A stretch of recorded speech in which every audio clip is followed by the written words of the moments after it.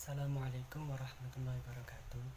Di sini kami selaku kelompok 2 Al-Kindi akan menjelaskan yang pertama, A. Riwayat hidup Al-Kindi. Al-Kindi dilahirkan di Kufah. Beliau memiliki nama lengkap Abu Yusuf Ya'qub Ibnu Ishaq Sa'bah Ibnu Ismail Al-Ash'ad Ibnu Khais adalah filosof muslim pertama. Nama Al-Kindi dinisbahkan pada salah satu suku besar Arab pra-Islam, yakni Kindah. Kakeknya Al-Ash'ad Ibnu Qais adalah salah satu seorang muslim dan bahkan dianggap sebagai salah satu sahabat Kanjeng Nabi. Sementara ayahnya Ishaq As-Sabah adalah guru gubernur Kufah ketika Daulah Abbasiyah diperintahkan oleh Al-Mahdi dan Harun ar-Rasyid. Ayahnya meninggal ketika ia masih usia kanak-kanak, namun ia tetap memperoleh kesempatan untuk menuntut ilmu yang baik. Sangat sedikit informasi yang dapat diperoleh tentang pendidikannya. Ia pindah dari Kufah ke Basrah, sebuah pusat studi bahasa dan teologi Islam. Tidaklah mengherankan jika Al-Kindi menguasai banyak pengetahuan ilmu karena ia tumbuh dan dibesarkan di Kufah yang merupakan kota pusat perkembangan ilmu. Semasa muda Al-Kindi menetap di Baghdad, ibu kota Khalifah Bani Abbasiyah yang juga sebagai jantung kota kehidupan intelektual pada waktu itu. Ia sangat tekun mempelajari berbagai disiplin ilmu. Oleh karena itu, tidaklah mengherankan apabila Al-Kindi mendapat pengetahuan dan menguasai ilmu astronomi, ilmu ukur, ilmu alam, ilmu pasti, seni musik, meteorologi, optikal, kedokteran, matematika, filsafat, dan politik. Al-Kindi adalah seorang Islam pertama keturunan Arab dalam jajaran filosof dan politik. Al-Kindi adalah orang Muslim pertama keturunan Arab dalam jajaran filosof terkemuka. Terlepas dari sedikit informasi biografi tentang Al-Kindi, sumber-sumber klasik menyebutkan bahwa sumbangan besar Al-Kindi bagi perkembangan filsafat dan sains Islam. Ibnu Nadim, seorang pustakawan yang terpercaya, menyebutkan adanya 242 buah karya Al-Kindi dalam bidang yang telah kami sebutkan di atas. Selain karya yang berbentuk buku, Al-Kindi juga menulis sejumlah makalah yang menyangkut studi agama India. Al-Kindi juga menulis sejumlah makalah yang menyangkut studi agama India. Choldan dan Haran mencermati kejeniusan tokoh ini. Agaknya tuduhan yang mengatakan bahwa Al-Kindi tidak mati sebaik ilmu logika sulit dibuktikan.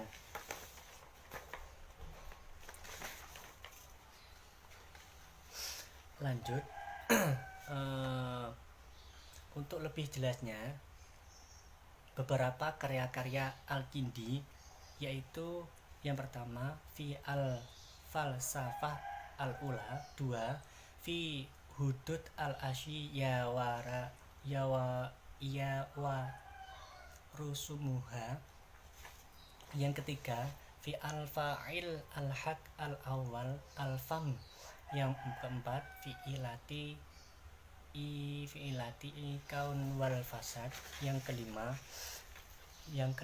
fi al-haul fi nafsi, yang keenam fi wahdaniyatillah wa tanahir jirmi'il alam, yang ketujuh fi al-haq al-alaq. Informasi kapan Al-Kindi meninggal tiada suatu keterangan yang pasti. Agaknya menentukan tahun wafat sama sulitnya dengan menentukan tahun kelahirannya.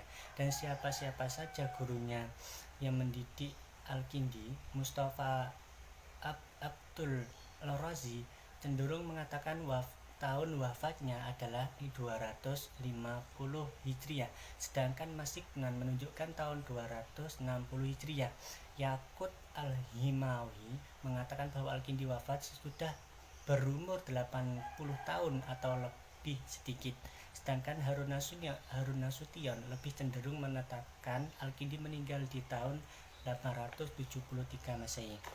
Lanjut pembahasan yang bab kedua, yang B, keserasian agama dan filsafat dalam pandangan Al-Kindi. Al-Kindi adalah orang Islam pertama meretas jalan mengupayakan pemaduan dan keselarasan antara filsafat dan agama atau akal dan wahyu, karena antara keduanya tidak bertentangan karena masing-masing adalah ilmu tentang kebenaran, sedangkan kebenaran itu hanyalah satu. Dalam pengetahuan filsafat pertama, Al-Kindi mengatakan yang paling luhur dan yang paling mulia di antara segala seni manusia. Al-Kindi mengatakan yang paling luhur dan paling mulia di antara segala seni manusia adalah seni filsafat. Pengetahuan segala hal sejauh batas akal manusia tujuannya adalah mengetahui hakikat kebenaran dan bertindak sesuai dengan kebenaran itu. Menurut Al-Kindi, ada dua jenis ilmu pengetahuan. Yang pertama, pengetahuan ilahi, yaitu segala pengetahuan yang tertuang dalam Al-Quran. Pengetahuan ilahi ialah rangkaian pengetahuan yang langsung diturunkan oleh Allah Subhanahu wa Ta'ala kepada Kanjeng Nabi. Pondasi pengetahuan ilahi adalah keyakinan atau iman.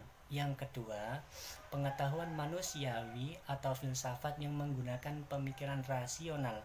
Kedua, pengetahuan ini satu dengan yang lain, tidak mengandung pertentangan, hanya dasar dan argumentasinya yang berbeda. Dengan kata lain, pengetahuan filsafat adalah pengetahuan yang menggunakan akal, sedangkan pengetahuan ilahi berasal dari wahyu.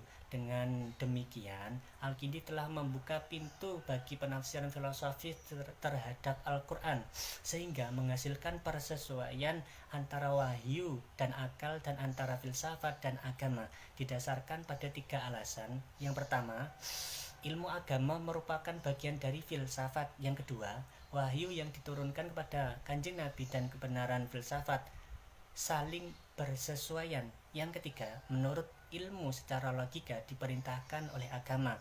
Menurut Al-Kindi, untuk memahami tujuan Kanjeng Nabi Shallallahu Alaihi Wasallam dalam Al-Quran diperlukan penafsiran atau penjajakan makna-makna taksa ambigus yang terkandung dalam Al-Quran dengan sikap seperti orang-orang beragama dan berakal budi yang benar.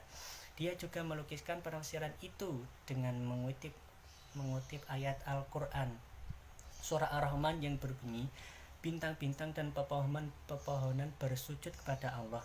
Al-Kindi menunjukkan bahwa apabila ditafsirkan secara tepat, ayat tersebut bisa menjelaskan betapa segala sesuatu, termasuk yang di angkasa luar, bersujud kepada Allah.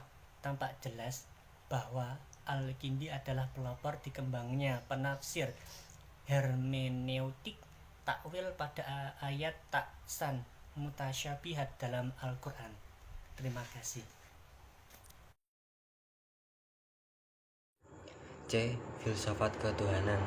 Sebagaimana yang telah dikemukakan, kegiatan manusia yang paling mulia adalah mencari dan mengamalkan kebenaran, yaitu berfilsafat. Dan filsafat yang paling utama adalah filsafat pertama, yang tidak lain dari sebab pertama, yaitu Tuhan. Al-Kindi membicarakan ketuhanan antara lain dalam tulisannya Fi al-Falsafat al-Ula dan Fi Wahdaniyat al-Allah wa Tanahil Jiron al-A'lam. Dari tulisan-tulisan tersebut, pandangan Al-Kindi tentang ketuhanan sesuai dengan ajaran Islam dan bertentangan dengan pendapat Plato, Aristoteles, dan Plotinus. Allah bagi Al-Kindi adalah wujud yang sebenarnya, bukan berasal dari tiada kemudian ada, yang mustahil tidak ada dan selalu ada, dan akan selalu ada selamanya. Allah adalah wujud yang sempurna dan tidak didahului wujud yang lain. Wujudnya tidak berakhir, sedangkan wujud lain disebabkan wujudnya. Oleh karena itu, pencipta itu tidaklah banyak, melainkan Maha Esa, tidak terbilang, Maha Suci dan Maha Tinggi. Sejauh-jauhnya dalam penyelewengan agama, dia tidak menyerupai alam ciptaan, karena sifat banyak itu ada secara nyata pada setiap ciptaan dan sifat itu sama sekali tidak ada padanya. Sebagaimana dikemukakan bahwa Tuhan bagi Al-Kindi adalah yang Maha Esa dan arti sesungguhnya, sedangkan esa-esa yang lain terdapat dalam alam, hanyalah dalam arti majazi. Keesaan Tuhan tidak mengandung kejamakan, sedangkan esa-esa yang lain tidak sunyi dari kejamakan itu. Tiap-tiap benda mempunyai dua hakikat, yaitu hakikat juz'i atau individual dan hakikat kulli atau umum, yaitu hakikat yang bersifat universal dalam bentuk, jenis, dan macam. Maka Tuhan dalam filsafat Al-Kindi tidaklah demikian. Tuhan tidak mempunyai hakikat dalam arti aniyah dan mahiyah. Tidak aniyah karena Tuhan tidak termasuk dalam benda-benda yang ada dalam alam, bahkan ia adalah pencipta alam. Tuhan tidak disembun dari materi dan bentuk.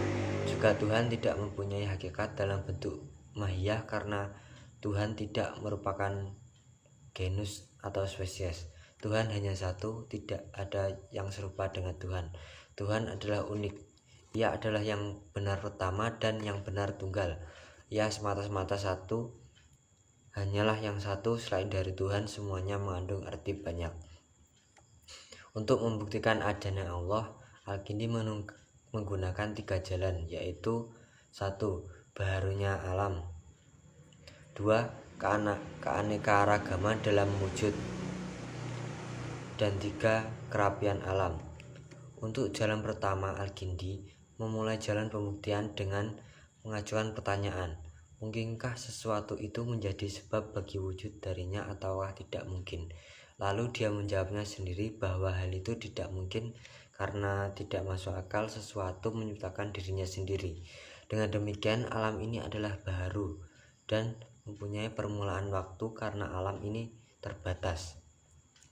Selanjutnya, jalan kedua, bahwa alam ini mesti ada penyebab terjadinya karena tidak mungkin ada benda dengan sendirinya. Untuk jalan ketiga, yaitu jalan kerapian, Al-Kindi mengatakan bahwa alam lahir tidak mungkin rapi dan teratur karena adanya zat tidak nampak. Zat yang tidak nampak tersebut hanya dapat diketahui dengan melalui bekas-bekasnya dan kerapian yang terdapat dalam alam-alam ini.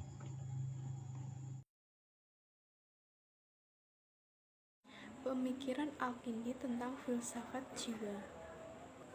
Menurut Al-Kindi, jiwa atau roh itu tidak tersusun, akan tetapi memiliki arti yang penting, sempurna, dan mulia. Ini dikarenakan substansi atau jauharnya berasal dari Allah. Dari pemikiran jiwa dalam filsafat Al-Kindi banyak dipengaruhi oleh ide-ide dari para tokoh Aristoteles, Plato, dan Plotinus. Menurut Al-Kindi, jiwa itu kekal dan tidak hancur bersama dengan hancurnya badan. Jiwa tidak hancur karena substansinya berasal dari Tuhan. Jadi, ketika jiwa berada dalam badan, ia tidak akan memperoleh kebahagiaan yang sesungguhnya. Akan tetapi setelah ia berpisah dengan badan, maka ia akan memperoleh kebahagiaan yang sesungguhnya. Menurut Al-Kindi, manusia memiliki 3 daya, yaitu yang pertama, daya nafsu, yang kedua daya marah, dan ketiga daya berpikir. Dari ketiga daya tersebut, daya yang paling penting adalah daya berpikir. Ini dikarenakan daya berpikir bisa mengangkat eksistensi manusia ke dalam derajat yang lebih tinggi. Daya berpikir juga disebut sebagai akal. Oleh karena itu, persoalan filsafat tentang jiwa sama dengan persoalan tentang akal.